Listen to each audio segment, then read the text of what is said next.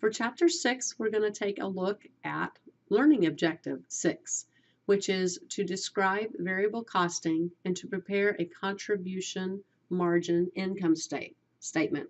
We're actually going to also prepare a absorption income statement as well while we're doing this. So let's just look at some of the basics before we move to the problem.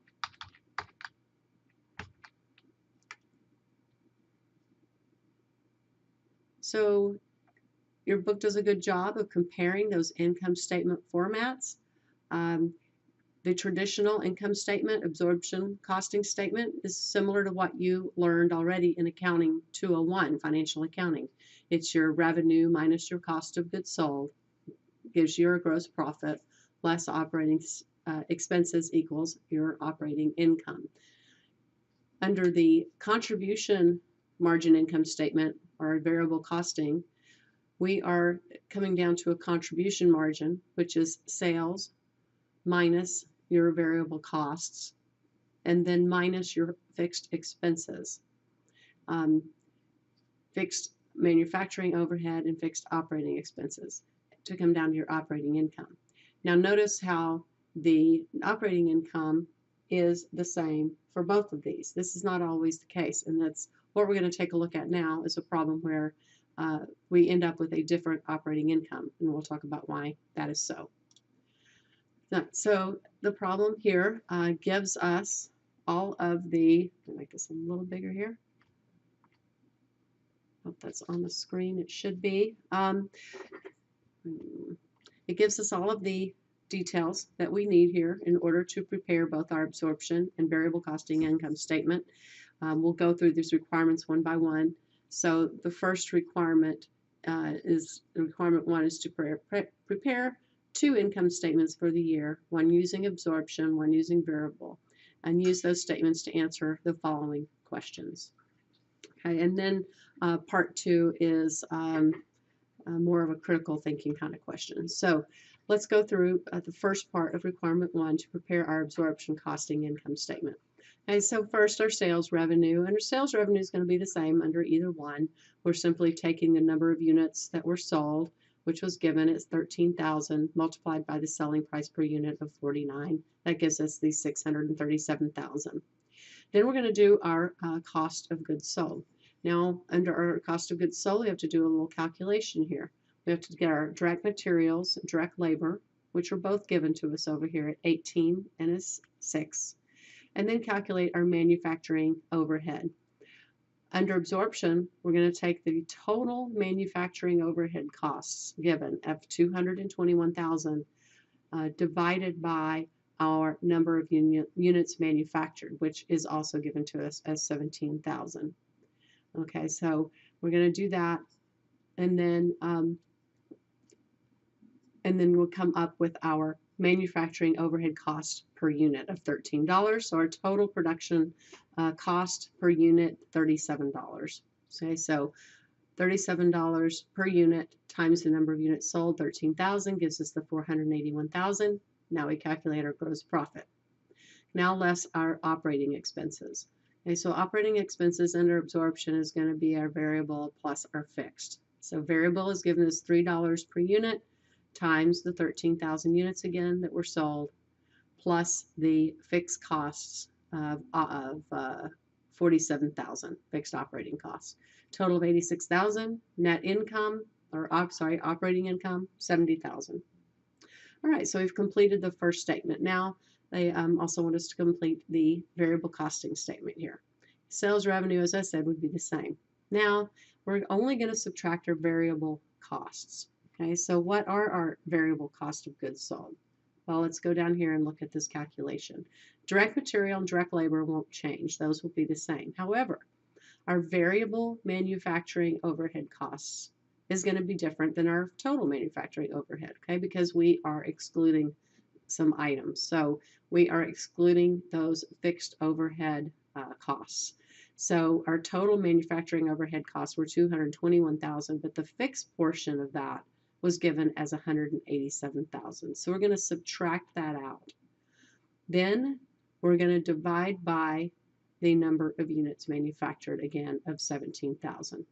Okay, so that comes out to $2. So we only have $2 of variable cost per unit.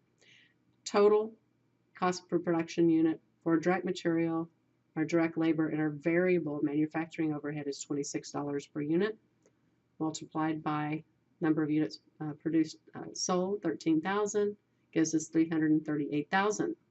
Now, variable operating expenses,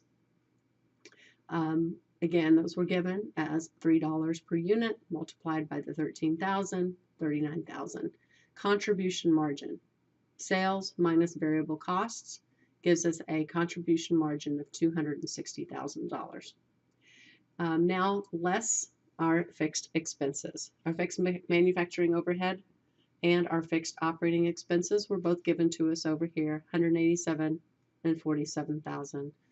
Operating income, which is part of requirement H, is $26,000. So by going through both these statements, we pretty much have answered all of these questions here, A through H. But let's take a look at those. So we've answered A and B here. C and D we'll look at. Cost of goods sold, E and F, we calculated those here as well. And operating income, we answered those right here as well. So the only items really that we have not looked at yet is the ending inventory, balances under absorption costing and variable costing, and of course our number 2 critical thinking question. So let's look down here at C and D. So ending inventory under absorption costing, we have to know what our total unit product cost was. Well, we calculated that already in requirement A at $37 a unit. Okay, we'll go back up and look at that. So $37 a unit right here. We calculated that. So now 37 times the number of units in ending inventory. Well, we know we manufactured 17,000. We sold 13, so we have 4,000 left in ending inventory. That gives us $148,000 cost of ending inventory, absorption costing. Okay, so under variable costing, however, our cost per unit, of course, are less because we're only including those variable costs. So that's going to give you $26 as we calculated right here, multiplied by the same 4,000 units gives us $104,000. Okay, so as I stated previously, we answered all these other questions. The final remaining question, I would say it looks like we don't have that one answered here, but we can talk about that. What is the underlying reason for the difference in operating income between the two costing methods? Okay, so what's the primary reason? So just remember that under variable costing, those fixed manufacturing overhead costs are being expensed immediately as a period cost, as operating expense, right? So we expense those immediately. All those fixed overhead costs here were expensed. But under absorption costing, the fixed manufacturing overhead becomes part of the inventoriable cost of the product. So it's not completely expensed. It comes out as part of cost of goods sold. So it's not expensed until the inventory is sold. So we're leaving a higher operating income because less is being expensed, right? Some of those costs are remaining in our ending inventory. So you see that the ending inventory under absorption costing is higher than it is under variable costing.